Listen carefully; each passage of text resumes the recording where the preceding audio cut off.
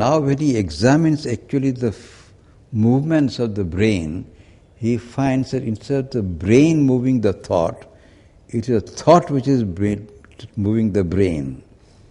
This kind of suspicion is beginning to gain ground even in the physical sciences. The latest psychologists or biologists particularly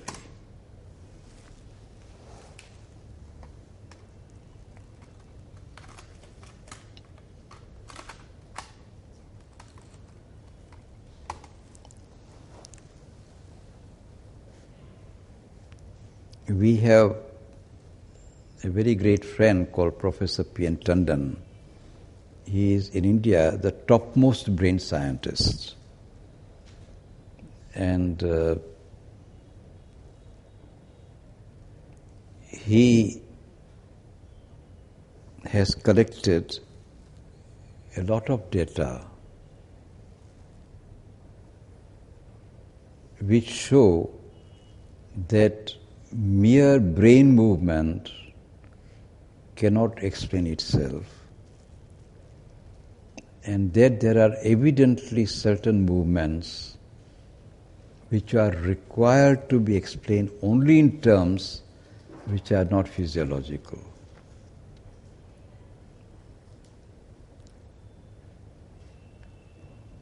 Recently, certain other books also have come out, like Penrose.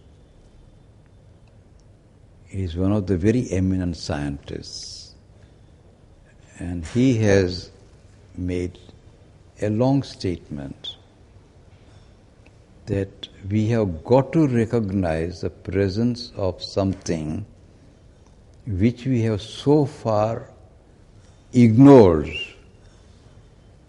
namely the presence of consciousness in the movements of matter, in the movements of the body. And this can no more be denied.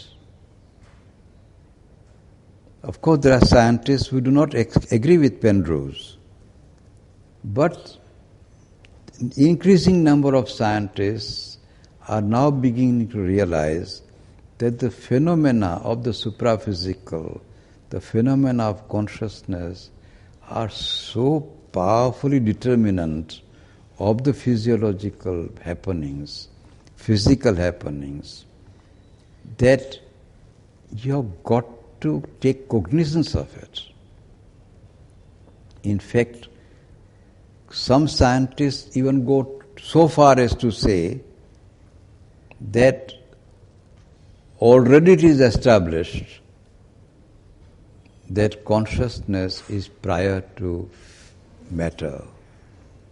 The primacy of consciousness against the primacy of matter is being underlined.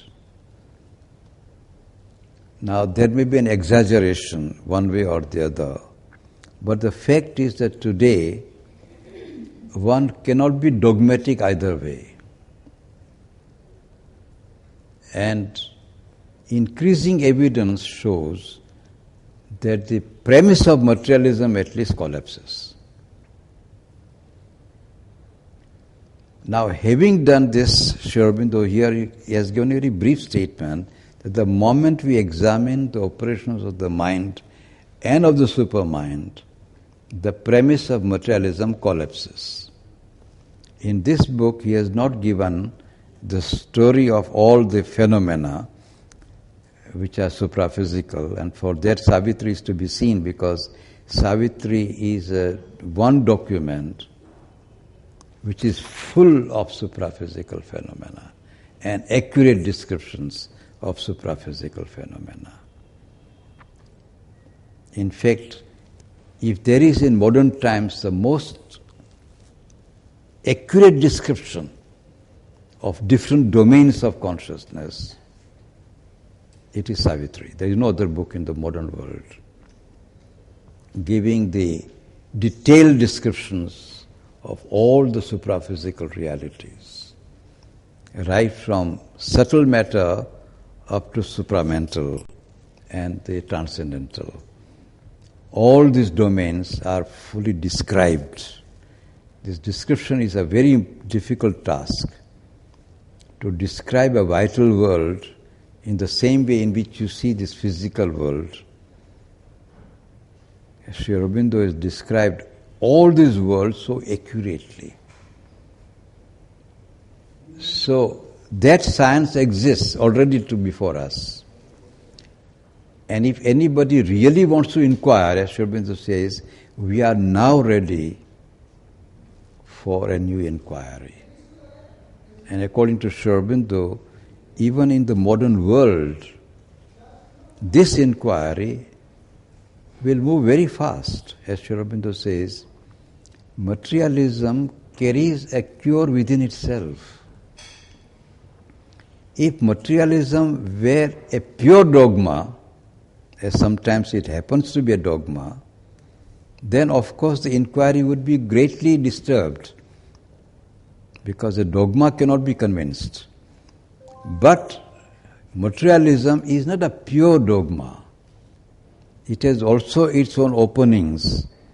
And since those openings can be opened up more easily, for scientists it will be a very fast movement.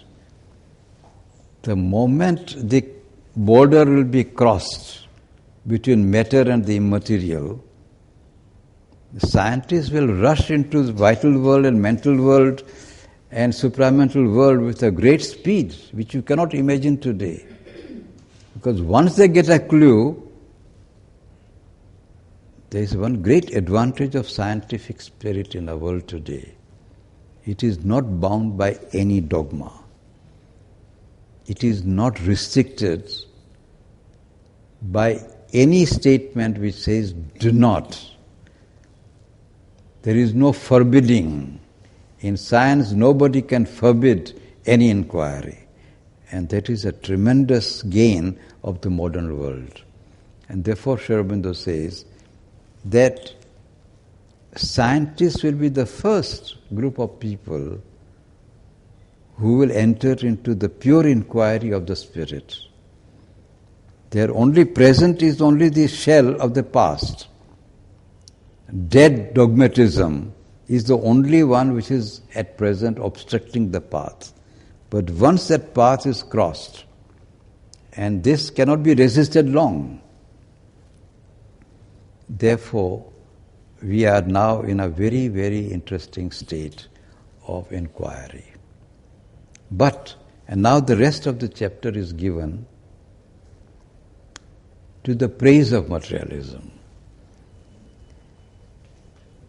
That is to say,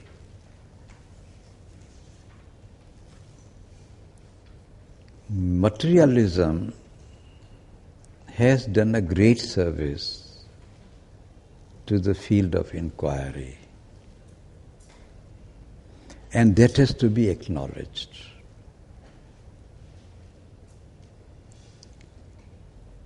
Our search is for the truth,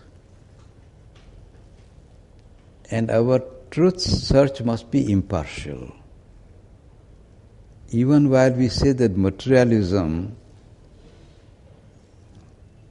is a rustic error and should not be allowed to be promoted to a status of philosophical reasoning, we must admit that materialism is first of all an inquiry. And that this movement of inquiry has done a great service to mankind. What is that great service? That service is to act against superstition, obscurantism. And it has given a tremendous break to many people who are apt to make exaggerated claims of the so-called supraphysical experiences. There are people, even today, even the scientific world, who gain a slight supraphysical experience and they begin to make exaggerated claims. Somebody might hear a voice for the first time, a supraphysical voice saying, do this or don't do this. And then he begins to claim, I have heard the voice of God. He has heard the voice, that is true. But he makes an exaggerated claim. I have heard the voice of God. He might have heard a supraphysical voice. If you are not a good scientist of occultism, you might say that whatever supraphysical voices you hear are only voices of God. So there are no other voices. Occultism tells us that there are vital voices, mental voices. There are some other beings of many other realms of consciousness. And merely to say that voice of that kind is a voice of God, as if your very first experiment you make in going beyond matter and the very first encounter gives you the voice of God. These kinds of experiences also need to be checked. So this is a great help that materialism has given. By rejecting all supraphysical claims, it says, I will admit your claims only under a very restricted standards of truth and verification. Prove your proposition repeatedly under different circumstances, different kind of tests, methods of agreement, methods of disagreement, all kinds of methods of cause, effect, explanation of this kind, explanation of that kind. Materialism has created a great wall of tests. And you pass through those tests, then only your truth can be admitted. Now it is true that supraphysical realm is a vaster realm than the physical realm. And those who are likely to enter into that realm, not knowing the vastness, even the small, vaster vastnesses will give him a feeling that now there is nothing greater can happen. So make big exaggerated claims of his experiences. So before the world enters into this greater and greater and greater vistas of experiences, it is good that at the very gate materialist stands as a guard and says, be sure and give me complete proof of what you are saying. The erection of all these tests is a very important precaution against exaggerations that can come about. And these exaggerations, if they are not challenged, they are dangerous. The world of physical reality itself is a dangerous world. There are mountains and valleys, and there are pits, and there are oceans. And all kinds of accidents occur in this physical world itself. But if you enter into the vital world, which is a much larger world, and there the perils of that world are even much greater perils. All kinds of deceptions and falsehoods, all kinds of images, some of which have been described in the acts of Ravana in the Ramayana. What kind of illusions are created by Ravana to delude Rama and Sita. These may be regarded as fictitious imaginations to our present mind. But there have been in the history people capable of creating these deceptions because of their context with the vital world. But in any case, if you enter into the vital world, there are many, many kinds of experiences which are deceptive. And you may remain snared for lives, not only one life, but for lives. And then there are mental worlds. There the littleness of the mind and the vastnesses of the mind. Both are available. And you may not know where you are. So unless and until we are sufficiently trained, it is best not to enter into those fields. And materialism has done a great service to mankind by putting a big break at the very beginning. And it is only now, little by little, with so many tests being created and so many demands of proof being put before any spiritualist or occultist. So Sri Aurobindo now wants to praise the services rendered by materialism, how atheism has played a great service to theism and to God. But first, we should recognize the enormous, the indispensable utility of the very brief period of rationalistic materialism through which humanity has been passing. For that vast field of evidence and experience, which now begins to reopen its gates on us, can only be safely entered when the intellect has been severely trained to a clear austerity. Seized on by unripe minds,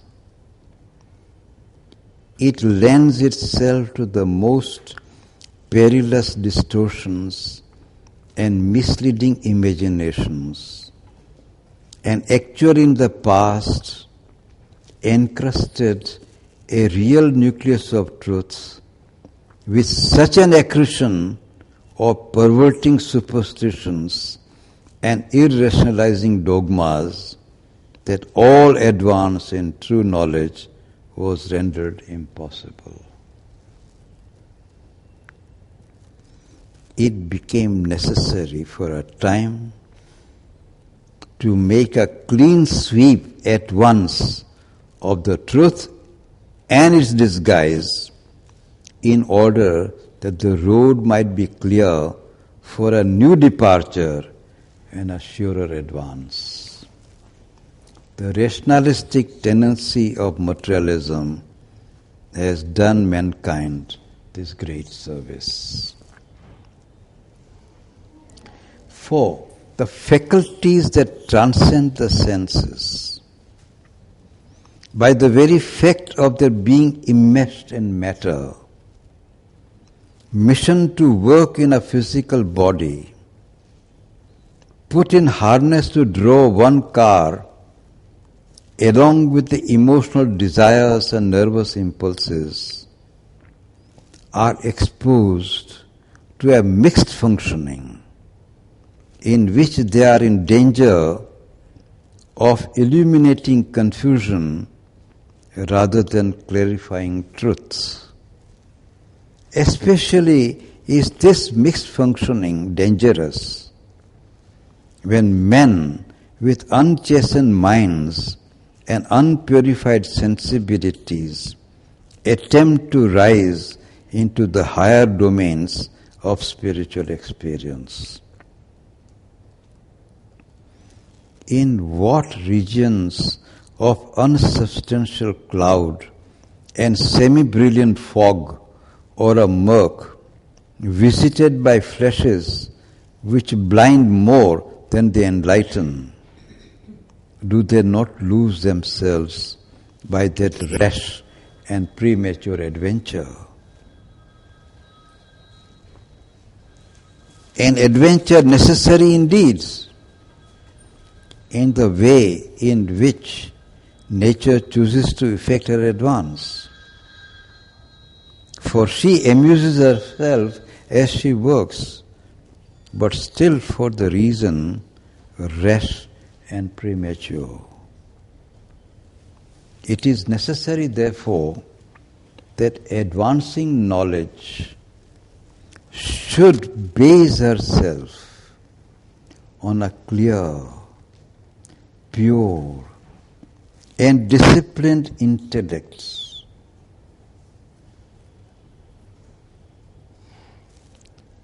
I'm sorry. It is necessary, therefore, that advancing knowledge should base it herself on a clear, pure, and disciplined intellect. It is necessary, too, that she should correct her errors, sometimes by a return to the restraint of the physical facts, sensible facts, the concrete realities of the physical world. The touch of earth is always reinvigorating to the son of earth, even when he seeks a supraphysical knowledge.